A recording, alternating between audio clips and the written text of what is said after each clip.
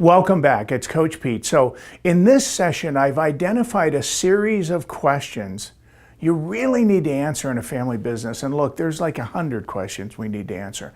I've just taken like the top 7 that I really think you need to answer, because depending on how some of those first answers go, you might realize you're done as a family business, or it might help prioritize your learning. In this session, we've identified the top questions every family business must answer. So the outcomes of this session are to seriously contemplate what I have found to be the most critical questions for families to answer about their family business. To see these most important questions, because sometimes we don't know what we don't know. So some of the questions I might ask you, you might not even have thought of. To see more choices and possibilities for your family business, and perhaps even give you permission to realize the family business is not the right course for your family or for some members of your family. And lastly, to learn how to be reflective. Those are the learning objectives of this session. So here's the questions I've identified that I really think every family should answer. What is the core purpose of your family business? What do you and others want to get out of the business? What are you willing to do or not do in the business?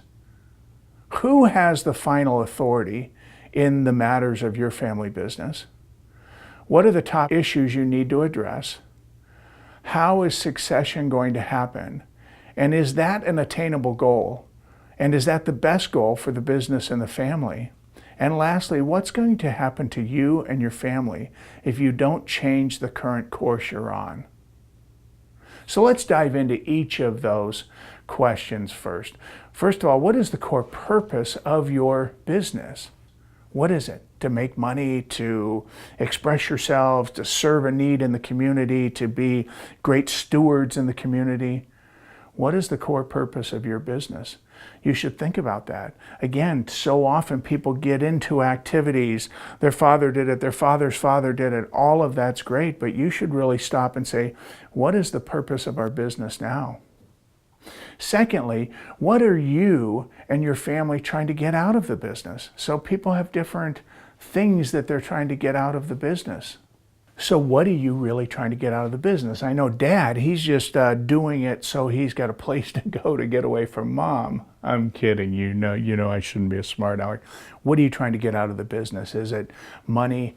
Is it prestige? Is it the satisfaction of the work that you do? You should get really clear about that, because the more you get clear about it, the more you'll know whether the family business is right for you.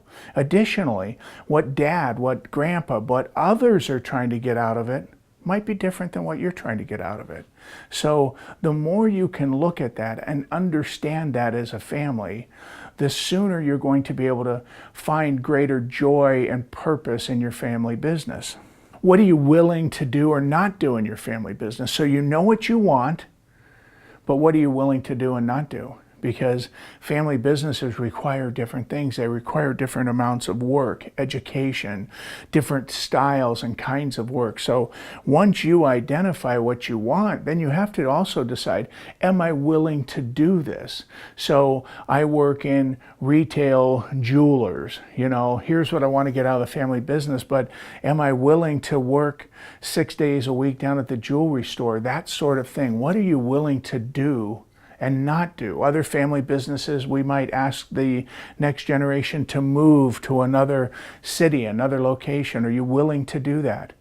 When you go work at a big company, sometimes they require you to relocate. You really need to think about what you're willing to do and not to do. The next thing to think about is, who has the final authority? Who has the final say? This is really important. So back to my family business story, there were certain things that I wanted to do, certain things that I wanted to get done, but at the end of the day, I wasn't the majority stockholder. My uncle was the president of the company. He was the chairman of the board in the family. So even though I wanted to do certain things, even though I thought they were legitimate things to do, I didn't have the final say. This is really important for you to think about. You might have great ideas, great reasoning, but if you are not the majority shareholder and you don't have the final say, you're not going to be able to get to do them.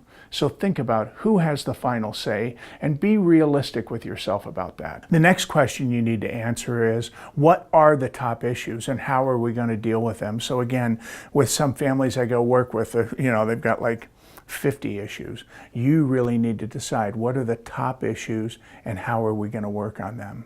The next question you need to ask is about succession. When is it going to happen? How would it happen? And is that even realistic? So let's think about that. Succession is a big deal for the course of a family business. So is it really going to happen?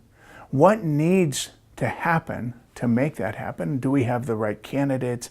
Is dad or mom really ever going to let go? And is succession the best thing for the family and for the business? Don't just assume that it is. Again, back to my family story. 3rd generation family business.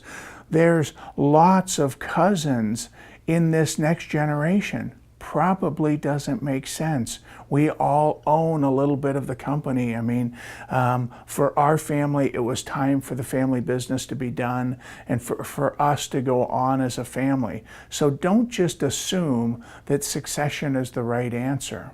And the last question, and maybe the most important, is what's going to happen to your family if you don't change the current course you're on? A lot of the families that come to me have one of a few things. One is they're trying to optimize their performance.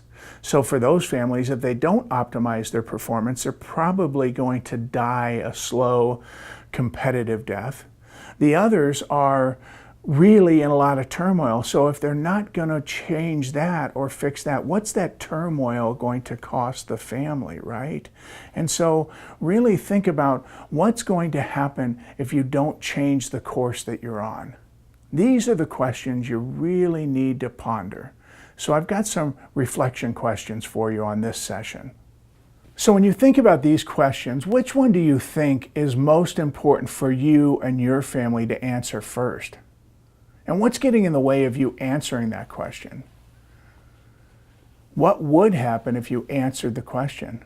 What would become available to you and your family? What new future possibility? And here's challenge number 2. Email me and tell me what you're going to do about it and when you're going to do it. And I'll help you hold yourself accountable. So get out there and play to your potential, and I'll see you in the next video session.